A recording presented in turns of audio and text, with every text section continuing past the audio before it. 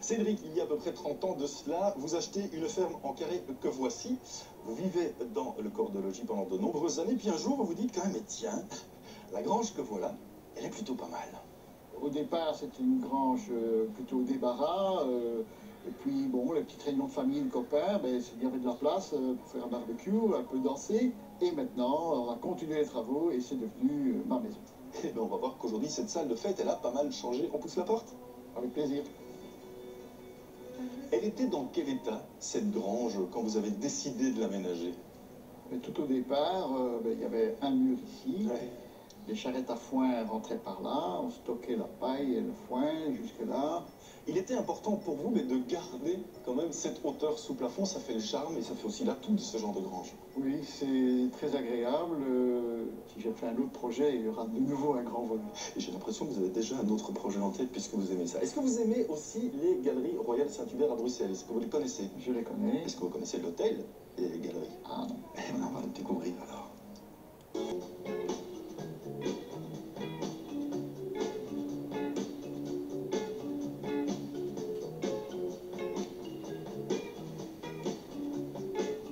Fabienne, on connaît Cédric depuis quelques minutes à peine et j'ai l'impression que ce bonhomme foisonne d'idées et que vous, votre rôle, c'était un peu de remettre de l'ordre là-dedans.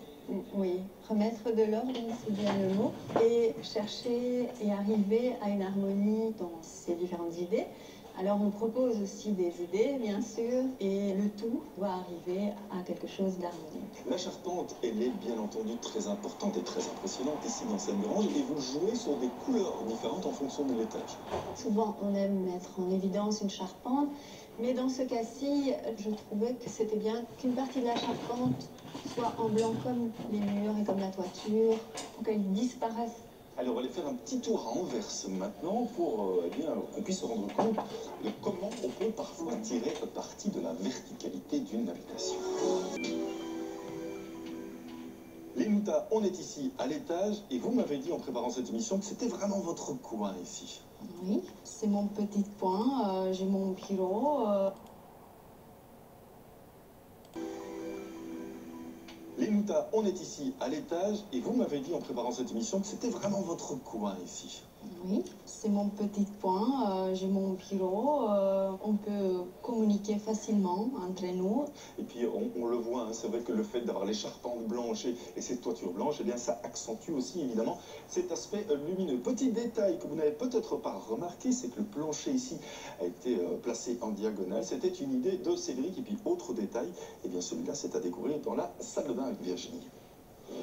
L'aménagement dont vous vouliez nous parler, Virginie, eh bien c'était cet espace bain et douche. Et oui, alors la première chose, on se rend bien compte ici qu'on a le tablier de la baignoire qui a été prolongé jusqu'à vous, jusqu'au mur. Alors c'est chouette, ça fait un espace banc, c'est facile quand on veut se chausser ou se déchausser. On peut même raconter des histoires, celui celle qui prend son bain. Par exemple, et puis aussi, ça permet d'avoir un espace dégagé devant la fenêtre. Et alors la seconde chose importante ici, c'est quand on a une baignoire et qu'on veut en faire un espace douche, on ne trouve pas toujours une paroi adéquate. Ici c'est quoi, plus pratique?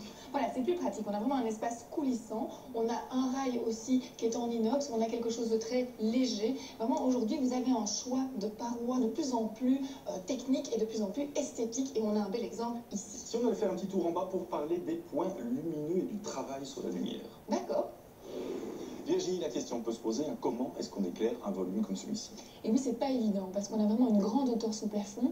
On va avoir des éléments de charpente dans le chemin. On va avoir différents volumes. Et donc ici, on va retrouver plusieurs astuces. Alors la première, c'est un système de chemin de câble. Donc c'est un élément métallique qu'on va en général retrouver plutôt dans les usines. C'est un élément industriel, mais ça permet d'intégrer des spots. Alors on va soit disquer dedans pour placer des petits spots rouges. On peut aussi suspendre les éclairages. Donc ça, c'est très pratique. Deuxième astuce adoptée ici, on la découvre là, c'est cette structure qui habituellement sert à l'éclairage de spectacle.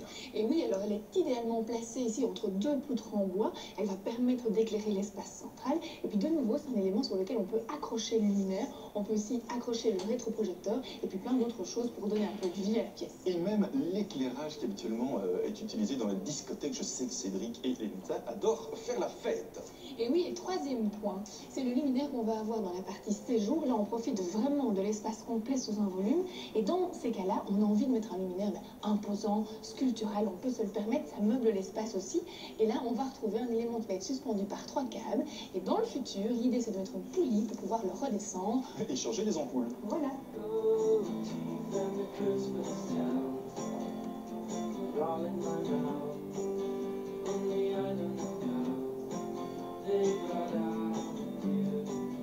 Régulièrement dans cette émission, avec Virginie, on met l'accent sur le carrelage, que ce soit dans la cuisine, la salle de bain, au mur ou au sol. Il était donc peut-être bien temps de refaire le point sur ce matériau qui se veut parfois haut de gamme. Alors le week-end dernier se déroulait la première édition de l'opération Maison et Architectes initiée par une brique dans le ventre et vous avez été très nombreux à pousser les portes des 120 habitations qui étaient ouvertes au grand public. On voudrait bien entendu vous remercier pour ce succès, remercier aussi tous les propriétaires et les architectes qui ont participé à cette première édition et qui dit succès. Et bien entendu, deuxième édition, on vous fixe donc rendez-vous l'année prochaine pour un nouveau week-end Maison et Architectes.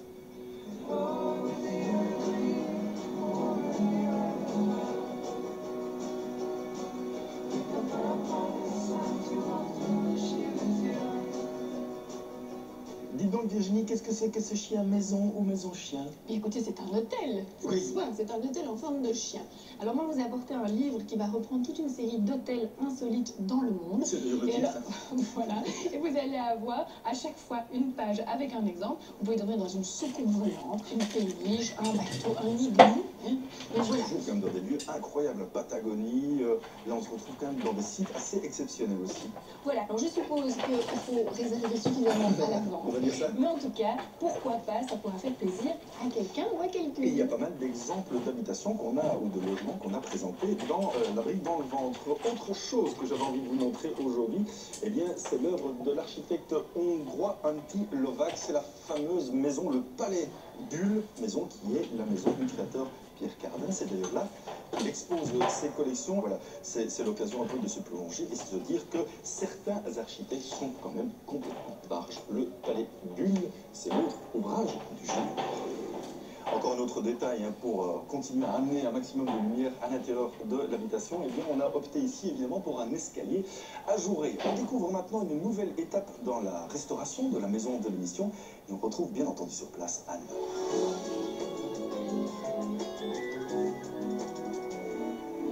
Bienvenue dans la maison de l'émission. L'été est vraiment terminé. Il est grand temps de se pencher sur le chauffage.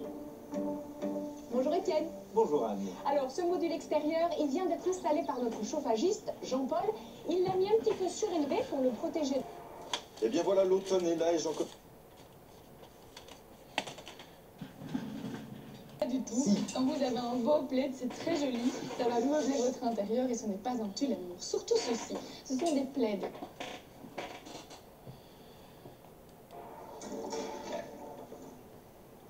Alors, ça progresse? C'est pas mal là. Vous avez trouvé les boutons? J'ai C'est déjà déjà ça. trouvé les boutons. Par contre, j'ai pas encore trouvé suffisamment. Allez, poussez-vous. C'est une question de déhancher cette affaire. On va dire ça. Je vous montre. Vite, on va se retrouver la semaine prochaine dans un tout autre environnement. Oui. Et d'ici là, entraînez-vous. Et puis vous, n'hésitez pas à embellir vos maisons. À très bientôt. Au revoir. On va voir si vous faites plus la Je suis maline. sûre que je vais gagner. Des Désolé. années d'expérience. Désolé, je dis trop, il est loin. Ok, ça commence bien.